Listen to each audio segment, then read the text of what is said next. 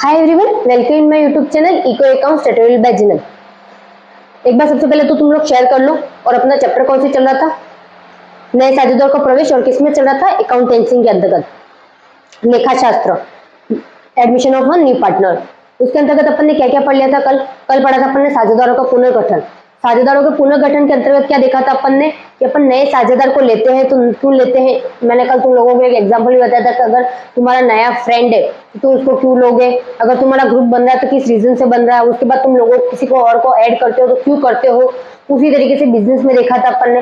फिर अपन ने ये भी देखा था दो अलग अलग फर्म है, वो दोनों मर्ज होना चाहती है तब किस तरीके से होगा, किसी की डेथ हो जाए तब क्या होता है, अगर कोई पार्टनर नया आना चाहता है तब क्या होता है, कोई पार्टनर जाना चाहता है तो उस टाइम क्या होगा। तो वो सारी चीजें अपन ने कल, मैंने उन सबकी डेफिनेशन को क्या कहता है एक्सप्लेन किया था। आज सबसे पहला जो पॉइंट है अपना, उसी के अंतर्गत जो मैंने पहले कल बताया था ना, अवकाश ग्रहण करने वाला, मृत्यु होने पर, वो सारी चीजें मैंने कल बताई थी। उसका सबसे पहला क्या है, नए साझेदारों के प्रवेश पर। तो एक बार स्क्रीनशॉट ले लो। नए साझेदारों के प्रवेश पर admission of a new partner.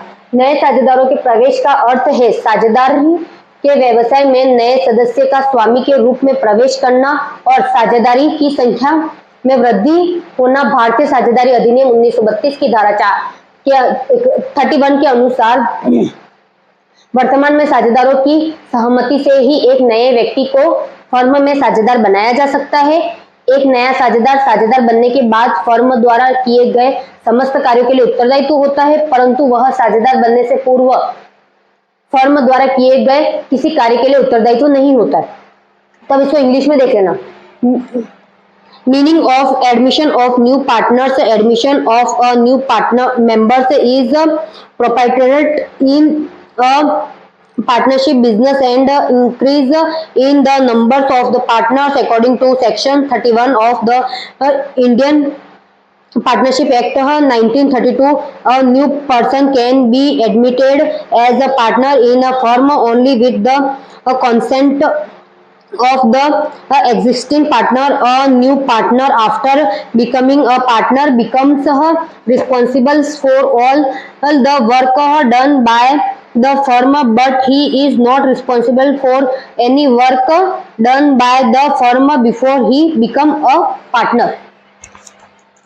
इसका मतलब ये है,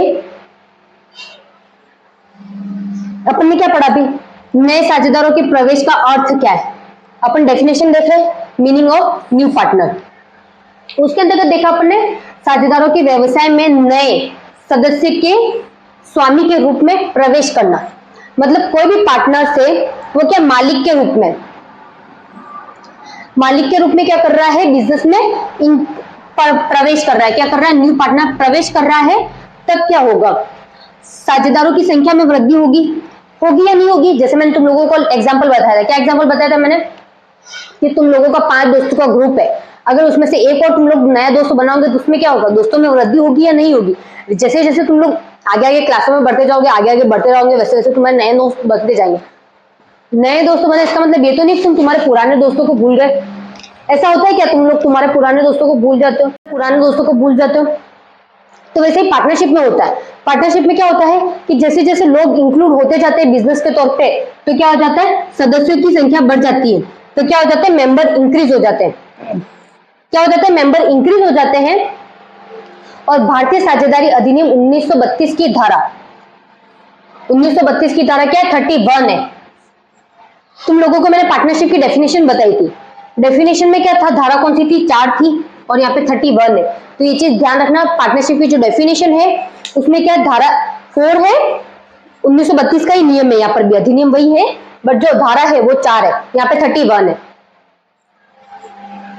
members of partner according to the sections 31 of the Indian partnership act 1932। उसके अंतर्गत जो डेफिनेशन है वो देखेंगे।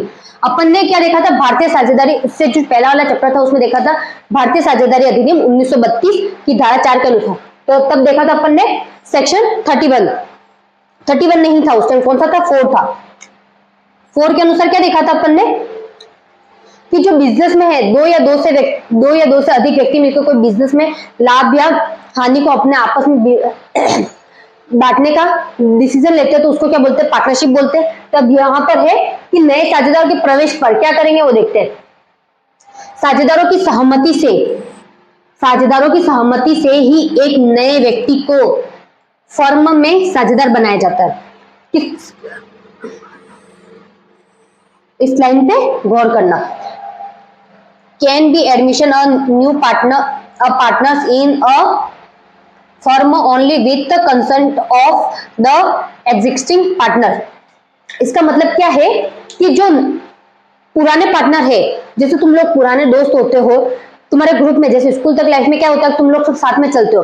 अगर तुम्हारा कोई दोस्त बोले कि नहीं मेरे को तो उसके साथ जाना पसंद नहीं है, तो तुम लोग क्या करोगे, उसको भी दोस्त रखोगे। बहुत जने ऐसे होते हैं कि उनसे दोस्ती नहीं रखते। जो बेस्ट फ्रेंड होता है वो बोल देता है कि अगर नहीं तो तू उससे दोस्ती नहीं रखेगा, मेरे साथ रखनी है तो, मेरे को वो पसंद नहीं है तो तुम लोग छोड़ दोगे, ऐसा होता है। बट कभी कभी कोई लोग क्या करते हैं कि उसको भी फ्रेंड बना के रखना चाहते हैं और उसको भी फ्रेंड बना के रखना चाहते हैं। तब वो क्या करेंगे, एक से मिलेंगे तब दूसरे से नहीं मिलेंगे, दूसरे से मिलेंगे तब उससे नहीं मिलेंगे।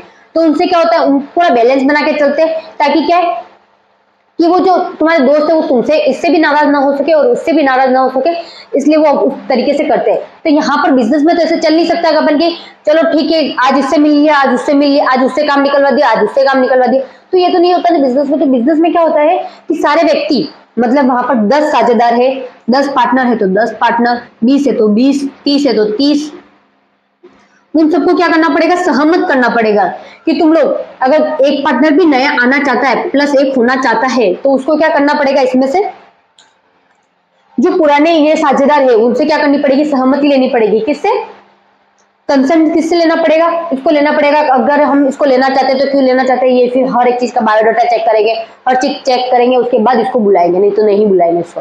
कल मैंने क्वालिटी उन सब के बारे में बताया था, क्वालिफिकेशन वगैरह, तो वो तुम लोगों को पता ही है, कल सारा एक्सप्लेन कर चुकी उसके बारे में। एक नया साझेदार बनने के बाद फर्म द्वारा किए गए समस्त कार्यों के लिए उत्तरदायित्व होता है। मतलब क्या बोल रहा है यहाँ पर,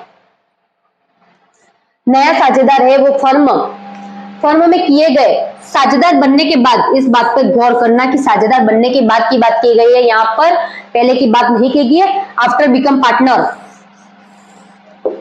मतलब क्या है, नया साझेदार जब पार्टनर बन जाएगा, आफ्टर बनने के बाद, मतलब ये बोले बाद फर्म में समस्त कार्यों के लिए उत्तरदायित्व होगा।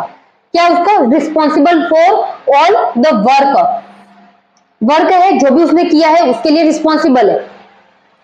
परंतु बट ये देखो, बट वह साझेदार बनने से पूर्व फर्म द्वारा किए गए किसी कार्य के लिए उत्तरदायित्व नहीं लेगा नहीं होता, उत्तरदायी नहीं होता।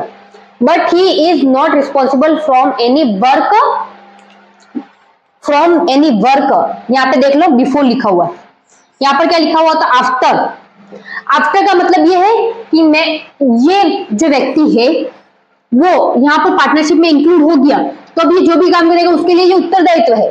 पर ये पार्टनरशिप में इंक्लूड नहीं हुआ है और मैं इसको बोलूं कितना लॉस चल रहा तो पैसे दे इतने, तो ये देगा क्या, मेरे को नहीं देगा। तो ये इसके पहले के लिए कोई भी कार्य के लिए रिस्पॉन्सिबल नहीं है कि ये काम बिगड़ा तो क्यों बिगड़ा।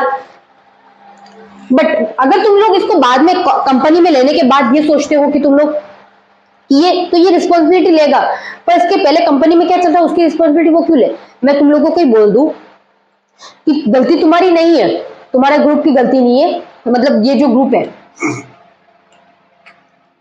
जैसे तुम लोग दोस्त होते हो स्कूल में क्या होता है, दोस्त होता था उसकी गलती अपन पे ले ली कभी, तो इससे क्या होता है, फ्रेंडशिप भी पक्की होती है और बोल है ना, मतलब ये सारी बातें याद रहती है कि नहीं हमने उसके लिए ये किया था। तो ये जो छोटी छोटी चीजें होती है वो फ्रेंडशिप को और मजबूत बनाते हैं, तुम लोगों को पता है।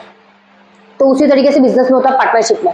तो तुम लोगों ने क्या किया, यहाँ पर 50 जो लोग, मतलब तुम लोग जो 30, स्कूल में क्या था 5 जनों का तुम्हारा ग्रुप था, कितने जनों का, 5 जनों का ग्रुप था, इसमें से एक से मिस्टेक हो गई तो वो तुमने रिस्पॉन्सिबिलिटी ले ली। बट अब ये बोला इसने, जो भी था ये तुम्हारे सब कुछ पहले हो चुका है। अब तुम लोगों का एक नया दोस्त आया, जो मैंने कल टॉपर वाला बताया था, कोई भी हो तो एक दोस्त आया, वो भी तुम्हारी पार्टनरशिप में, मतलब किसमें, फ्रेंड सर्कल में आना चाहता है और वो आ भी गया। अब तुम लोगों ने यहाँ पर पहले कोई पार्टी वार्टी दी हो, तुम लोगों ने 5 जनों ने पार्टी वार्टी की हो और पार्टी वार्टी करने के पैसे भी तुम इससे मांगो कि नहीं इतना कॉन्ट्रीब्यूट तू करी, तो वो करेगा क्या, वो क्या बोलेगा, मैं तो इस पार्टी में था ही नहीं, मेरे को तो पता ही नहीं, मैं नहीं करूंगा। कोई भी हो तो यही बोलेगा ना। तो ऐसे ही होता है पार्टनरशिप में कि अगर तुम वो पहले आ गया, मतलब आने के पहले जो भी काम हुआ कि इतने दायित्व है, लाइबिलिटीज है, उसके लिए वो उत्तरदायी तो नहीं होगा। बट अब तुम ये पार्टनर आ गया, तुम्हारे दोस्त हो गया, दोस्त तो बन गया, उसके बाद क्या किया तुम लोगों ने, इसको सबको साथ में लेके तुम लोगों ने पार्टी की, तब तुम उसको बोलोगे कंट्रीब्यूट कर, तो वो करेगा, तो खाया तो उसने भी है, तो तब वो कंट्रीब्यूट कर सकता है। पर उसके पहले तुम बोलोगे कंट्रीब्यूट करने के लिए, तो वो नहीं करेगा। कोई भी होगा इसकी जगह, तुम भी होगे तो तुम भी कंट्रीब्यूट नहीं करोगे। तो एक बार स्क्रीनशॉट ले लो। तो इसके पूरे कहने का मतलब क्या था, यहाँ पर भारतीय साझेदारी अधिनियम कौन सा है, 1932, धारा कौन सी है, 31। और अपन ने जो पार्टनरशिप में पढ़ी थी वो धारा कौन सी थी, भारतीय साझेदारी अधिनियम 1932 की धारा 4 थी। क्या था उस टाइम, सेक्शन कौन सा था, सेक्शन 4 था of the Indian partnership act 1932। और अब कौन सा है, section 31 of the Indian partnership act 1932। ठीक है। तो क्या था उसके बाद कि जब नया साझेदार प्रवेश करता है, मतलब नया पार्टनर एडमिशन लेना चाहता है, तो वो क्या करेगा, हर एक कार्य के लिए उत्तरदायी तो होगा, पर कब, प्रवेश के बाद, पहले नहीं, मतलब आफ्टर प्रवेश के, आफ्टर मैंने प्रवेश कर लिया उसके बाद, उससे पहले नहीं। ठीक है। तो एक बार स्क्रीनशॉट ले लो, फिर आगे पढ़ते हैं कि नए साझेदार मतलब जो नया पार्टनर इंटर कर रहा है उसके अधिकार क्या है। नए साझेदार के अधिकार,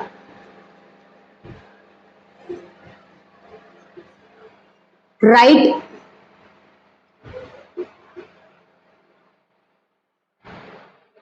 rights are a new partner. कितने अधिकार है, 2 अधिकार है। राइट्स कितने, मैं ये बोलूं कि तुम लोग बिना, नया पार्टनर आता है तो वो भी तो चाहता है कि मुझे ये चीज चाहिए, ये चीज चाहिए, इसलिए मैं नया पार्टनर बनना चाहता हूं। अगर कोई ज्यादा क्वालिफिकेशन वाला आ गया, कि कोई भी आ गया, वो क्या सोचेगा कि मुझे कोई ना कोई अधिकार मिलना चाहिए कि नहीं मिलना चाहिए। तो उसमें इनका क्या होता है, सबसे पहले तो कोई ज्यादा ही अच्छा आ गया तो उसके अकॉर्डिंग है ना चीजें सोचते हैं वो लोग, उससे कम क्वालिटी का आ गया तो उससे अकॉर्डिंग सोचते हैं, तो उनके भी एक अधिकार होते हैं। तो क्या होता है, एक तो भावी संपत्ति का अधिकार, मतलब जो असेट्स है उसमें क्या अधिकार होगा वो भी देखा जाएगा, और जो प्रॉफिट है उसमें कौन कितने अधिकार मिलेंगे, कितने अधिकार नहीं मिलेंगे, वो सारी चीजें चेक की जाएगी। ठीक है। कितने अधिकार प्राप्त है, 2 अधिकार प्राप्त है। एक तो नए साझेदार के अधिकार, मतलब कितने हैं, 2 राइट्स है। पहला है फर्म की संपत्तियों में हिस्सा प्राप्त करने का अधिकार, right to receive a share in a assets of the firm. एक बार स्क्रीनशॉट ले लो इसका, ले लिया होगा।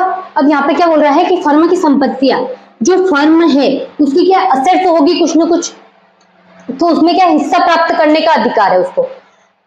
जैसे मैंने तुम लोगों को बोला यहाँ पर कितने 20 व्यक्ति है, 20 व्यक्ति क्या है, पहले से ही पार्टनर बना के बैठे हुए। पार्टनरशिप में कितने व्यक्ति है, 20 व्यक्ति है। अब उसमें एक पार्टनर और नया आना चाहता है, 20 पार्टनर से उसमें एक पार्टनर क्या है, न्यू ऐड होना चाहता है, प्लस होना चाहता है एक, कि मैं इसके अंदर जाऊं यूं। अब इसको ये ऐसे तो लेंगे नहीं, अगर ये बोलेगा मेरे को सीधा कि नहीं मेरे को तो आते ही, मेरे को तो इतनी संपत्ति, मतलब तुम्हारे कम से कम कंपनी की जो असेट्स है, असेट्स कितनी मान लो तुम, असेट जो है वो 2 करोड़ है, 2 करोड़ है। इसने यूं बोला, ये जो एक संपत्ति मतलब एक व्यक्ति और नया पार्टनर बनने के लिए आ रहा है, वो ये क्या है, ओल्ड है, और ये क्या है, न्यू है, ओल्ड है और न्यू है। उसने भी बोला है कि मेरे को इतनी संपत्ति चाहिए। किसने बोला, न्यू वाले ने बोला कि मेरे को, तुम्हारे पास 2 करोड़ की संपत्ति है इस बिजनेस में, तो मेरे को 5 करोड़ की संपत्ति, सॉरी 50 लाख की संपत्ति मेरे को, 50 लाख की संपत्ति क्या है मेरे को चाहिए। तो वो देंगे क्यों, 2 करोड़ की जो संपत्ति है इन 20 लोगों ने बहुत मेहनत से बनाई होगी, 20 लोगों ने ऐसे ही बना दी होगी क्या 20 करोड़ की, 20 करोड़ पे इन्होंने इन्वेस्ट नहीं किए होंगे, इन्होंने इन्वेस्ट बहुत कम किया होगा, मतलब 2 करोड़ की संपत्ति बनी तो उन्होंने बहुत सारा उस पर काम किया गया। अगर इसको यूं बोलेगा ये आते ही कि मेरे को 50 लाख चाहिए, 50 लाख चाहिए और मेरे को ये प्रॉफिट चाहिए, मेरे को 10% प्रॉफिट चाहिए, 10% प्रॉफिट चाहिए, 50% प्रॉफिट चाहिए, मेरे को 10% शेयर चाहिए, कुछ भी बोले ये व्यक्ति आके, तो ये सारे मान जाएंगे क्या? नहीं माने। तुम लोगों को ही बोलूं कि इसका ये है, तुम लोग इसको 200 बना लो, तुम्हारे साथ अच्छा रहेगा, तब जाके तुम लोगों को बाद में जाके पता चलेगा इसमें तो ऐसी कोई क्वालिटी थी ही नहीं जिसे हमने रख दी। तो बिजनेस वाले भी तो कुछ ना कुछ चेक करेंगे कि नहीं करेंगे। तुम लोगों ने देखा होगा बोर्ड मीटिंग होती है, बोर्ड मीटिंग होती है जब न्यू पार्टनर आना चाहता है तब बोर्ड मीटिंग होती है, या फिर ऐसे भी कोई कंपनी में कोई अधिक मतलब किसी चीज का डिसीजन लेना हो, कोई इंपॉर्टेंट चीज हो, उसकी चीजों की डिसीजन लेने के लिए क्या होता है, बोर्ड मीटिंग होती है। तो ये बोर्ड मीटिंग में कितने 20 व्यक्ति है, अगर ये 20 में से 12 व्यक्ति, कितने 12 व्यक्ति 10 से ऊपर, मतलब इनका क्या एक तो रेशियो हो जाएगा, इक्वल रेशियो क्या होगा 10-10 होगा, 10 इसका और 10 इसका, मतलब 10-10 का, 10-10 का रेशियो हो गया। अब 10 में से 12 व्यक्ति तैयार हो गए, हम इसको ये दे देंगे तो ये पार्टनर बन जाएगा, ठीक है। 12, 15, 16, 17, 18 पूरे 20 के 20 रेडी नहीं हुए। तुम लोगों ने खुद देखा होगा कि एक चीज पे कोई एग्रीमेंट नहीं होता, मतलब ये बोले तुम्हारे घर में 10 जने रहते होंगे और 10 को चीजों को डिसीजन पूछोगे तो उसमें से कोई खुश होगा, कोई दुखी होगा। अब मैक्सिमम पर्सन क्या डिपेंड करता है उस पर, अपन है ना इक्वल लेके चल सकते हैं उनको। मैक्सिमम पर्सन को क्या चाहिए, जैसे तुम लोगों के घर में किसी का ये होता होगा खाना बनता है, अब उसमें 10 जनों को पसंद है और एक को नहीं पसंद है, तो उसके अकॉर्डिंग खाना कौन सा बनेगा जो 10 लोगों को पसंद है। एक लोगों को नहीं पसंद है तो एडजस्ट कर सकता है, पर 10 लोगों को नहीं पसंद है तो वो एडजस्ट कर पाएंगे क्या? 9 लोगों को उसमें से एडजस्ट नहीं होगा क्या? बिजनेस में भी ऐसा ही होता है, कितने सारे लोग एडजस्ट नहीं कर सकते, तो जहां पर ज्यादा रेशो होता है तो उनकी बात क्या मान ली जाती है। तो ये नया पार्टनर आ गया। अब एक चीज और ध्यान रखना, बिजनेस में क्या होता है, शेयर होते हैं, मैंने तुम लोगों को भी बताया शेयर होते हैं। अब ये 20 व्यक्ति है, 20 व्यक्ति में एक व्यक्ति ऐसा है, कौन है? ए, मतलब ए व्यक्ति ऐसा है जिसकी जो संपत्ति है वो कितनी, असेट्स 1 करोड़ है। 1 करोड़ क्या है, वो उसकी संपत्ति है, मतलब यहाँ ए की संपत्ति कितनी है, 1 करोड़। 1 करोड़ ए की संपत्ति है। तो मुझे बताओ इसका बिजनेस में, पूरे बिजनेस पर अधिकार कितना हुआ? 50% अधिकार हुआ। कितना अधिकार हुआ? 50% अधिकार हुआ। अब इस अकेले का 50% का अधिकार है और ये इसमें से मना बोले तो ये पार्टनर नहीं आ सकता, क्योंकि 50% अधिकार तो ये शेयर तो ये खुद लेके बैठा है। अब जो बच्चे 50% में 19 व्यक्ति है, 19 व्यक्ति के पास, किसी के पास 10% हो, किसी के पास 2% हो, किसी के पास 3 हो, 4 हो, 5 हो, तो किस पे? 19 पे। तो 19 की वो इतनी वैल्यू नहीं होगी जितनी इस 50 की है। तो इस 50 की तरफ से 5 भी चले गए तो तुम सोच लो 5 दूसरे चले गए तो 25% और चले गए होंगे, या फिर 15% और मान के चलो उनके साथ चले गए। तो अब रेशो किनका हो रहा है? ज्यादा इनका हो रहा है। तो अगर ये चाहता है कि ये पार्टनर नहीं आए तो ये पार्टनर नहीं आएगा, अगर ये चाहता है कि ये पार्टनर आए तो इतने व्यक्ति ही होंगे, भले 5 व्यक्ति होंगे तो 5 व्यक्तियों की बात मानी जाएगी, क्योंकि उनके पास रेशो ज्यादा है, जो शेयर से वो उनके पास ज्यादा है तो उनके डिसीजन माने जाते हैं। तुम लोगों ने घरों में ही देखा होगा, कोई लड़का किसी लड़की से बात करता है या वो लव मैरिज करना चाहता है तो क्या होता है कि घर वाले में सब मान गए, बट 2 या 3 व्यक्ति, मतलब एक व्यक्ति ऐसा है जिसकी हाँ या ना बहुत मायने रखती है और उसी ने ना कहा, तब क्या करोगे तुम लोग? तो तब क्या होगा कि तुम लोग उसको एंट्री नहीं कर पा सकते घर में। क्या होगा? घर में उसकी एंट्री नो एंट्री हो जाएगी। तुम लोगों ने ये सुना है कि ऐसा तो होता नहीं कि हर चीज के लिए सारे लोग है ना एग्री नहीं होते, बहुत जने होते जो एग्री हो जाते हैं, बट बहुत जने होते जो एग्री नहीं होते। अब तुम्हारी लाइफ में वही सबसे ज्यादा मायने रखता हो जो एग्री नहीं कर रहा है, तो उस टाइम क्या होगा? तो उसको क्या करोगे तुम लोग? या तो छोड़ दोगे या भाग जाओगे, कुछ और ही होगा, पर तुम लोग उसको घर में नहीं ला सकते, ये बात फिक्स है। तो वो वाली बातें बिजनेस में होती है कि अगर ये व्यक्ति नहीं माना तो तुम लोग क्या करोगे? बिजनेस में ये व्यक्ति नहीं आएगा, ये व्यक्ति मान गया तो बिजनेस में ये व्यक्ति आ जाएगा। तो ये सब कुछ किस पे डिपेंड करता है? जो ये व्यक्ति है जिसके पास सबसे ज्यादा राइट है उस पर डिपेंड करेगा एक तो, या फिर सबके पास इक्वल राइट होंगे तो क्या होगा? सबकी अकॉर्डिंग सबकी बराबर मानी जाएगी। तो ये इन पे डिपेंड करेगा, ठीक है। फिर अगला है फर्म के भावी लाभों में हिस्सा प्राप्त करने का अधिकार। अब अपन ने एक लाइन पढ़ी थी, right to share in future profit of the firm. इससे पहले अपन ने एक जस्ट लाइन पढ़ी थी, कहा जब अपन नए पार्टनर्स के बारे में पढ़ रहे थे तब एक लाइन पढ़ी थी अपन ने कि फर्म में जो व्यक्ति नया आ रहा है वो मतलब आफ्टर जो काम होंगे उसके लिए तो उत्तरदायित्व होगा, और जो बिफोर जो हो चुका है उसके लिए उत्तरदायित्व नहीं होगा। अब उसको यूं बोल रहा है ये वाला जो है व्यक्ति यूं बोल रहा है कि मेरे को जो भावी मतलब पुराने जो लाभ प्रॉफिट हो गए उसमें भी हिस्सा चाहिए। तब लोग तब क्या करेंगे, इन लोगों को डिपेंड करता है कि ये देंगे या नहीं देंगे। ये हाँ बोलेंगे, देंगे तो कितने परसेंट देंगे, नहीं देंगे तो कितने परसेंट नहीं देंगे, ये सब इस पे डिपेंड करेंगे, इन पे, बीस पे।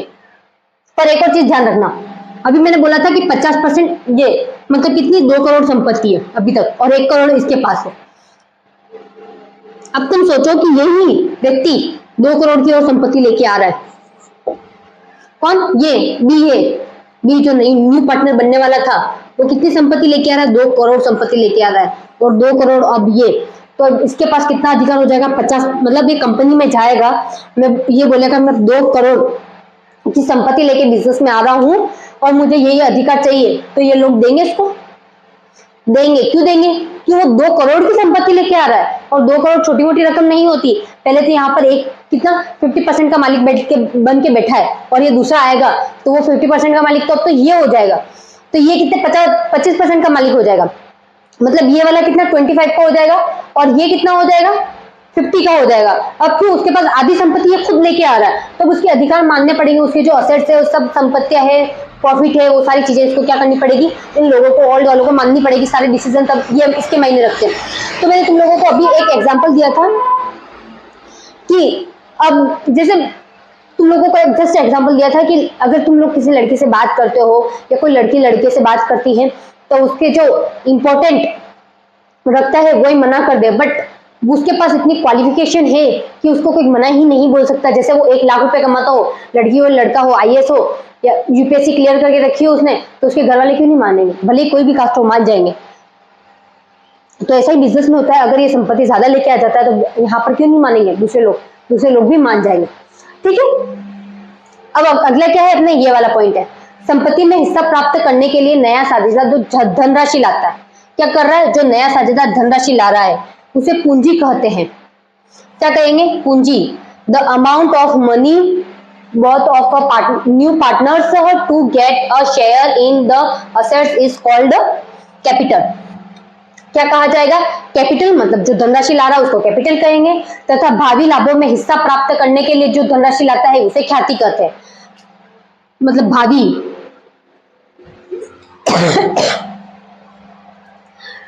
Future profit is called goodwill. इसका मतलब ये है कि जो मतलब अभी के जो प्रॉफिट्स हो गए वो अपन ने बता दी, किस तरीके से क्या हुआ क्या नहीं हुआ, ये सारी चीजें अपन ने चेक कर ली। अब प्रॉफिट होता है तो इसको कितना देना है कितना नहीं देना है, ये सब उसकी संपत्ति पे डिपेंड करता है, और ये क्या ओल्ड पार्टनर जो डिसीजन लेते हैं उस पर डिपेंड करता है। पर ये ज्यादा संपत्ति लाएगा तब क्या होगा, वो सब अपन ने देख लिया। अब एक और चीज बताती हूँ, मैं एक बार ये मिटा दी तुम लोगों, जिसने है ना स्क्रीनशॉट नहीं लिया वो ले लेना।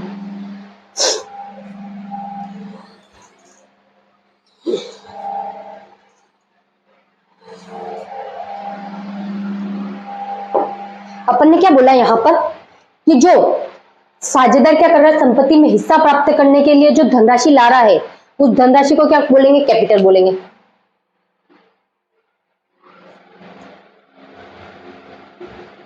कैपिटल। और जो धनराशि नहीं ला रहा, मतलब जो भावी लाभों में, मतलब भावी फ्यूचर के लिए ला रहा है, उसे क्या कहेंगे?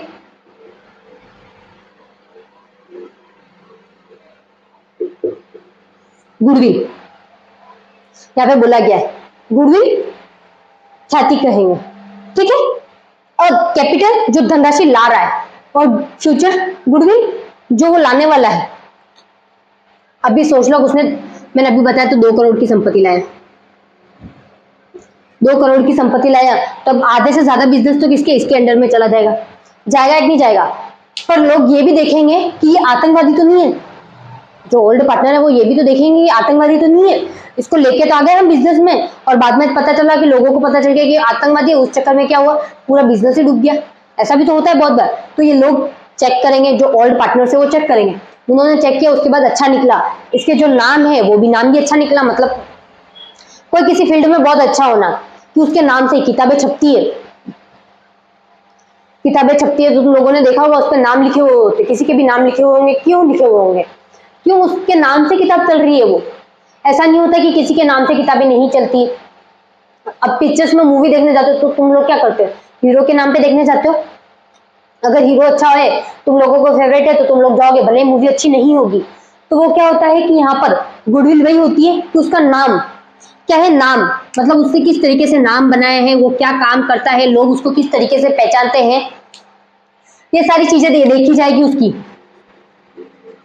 देख के फिर उसको बिजनेस में लिया तो वो क्या होगा, अब उसके नाम के आधार पर पता चला कि ये क्लास में आ गया, किस क्लास में, जैसे मैंने तुम लोगों को बोला था टॉपर आ गया तुम्हारे ग्रुप में, तब वो टॉपर का टॉपर के लिए वो ग्रुप मायने रखेगा, तो सर भी क्या करेंगे, उस टॉपर के नाम पर तुम्हारा ग्रुप पहचानेंगे कि हाँ ये टॉपर है, तब ये बच्चे भी टॉपर हो गए, तो तुम्हारी गिनती भी किसमें होगी, टॉपर में होगी। तो जो पुराने पार्टनर से उसके अंतर्गत ऐसा कोई व्यक्ति आ जाए जो हर चीज में टॉपर हो, या वहां पर बहुत ज्यादा लोग उसको जानते हो, इससे ज्यादा बिजनेस में प्रॉफिट होने के चांसेस हो, तो वो क्या करेगा, उसकी वजह से क्या होगा, ये बिजनेस बहुत ज्यादा चलेगा। तो जो भी फ्यूचर में जो भी लाभ होगा उसके लिए क्या करेगा, जो भी चीजें मतलब उसका नाम एक तौर पे लेके आ रहा है वो क्या कहलाएगा, गुडविल कहलाएगा।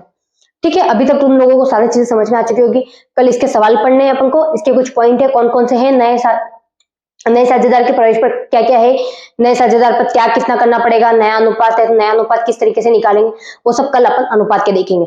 ठीक है, and don't forget subscribe and like. Okay bye.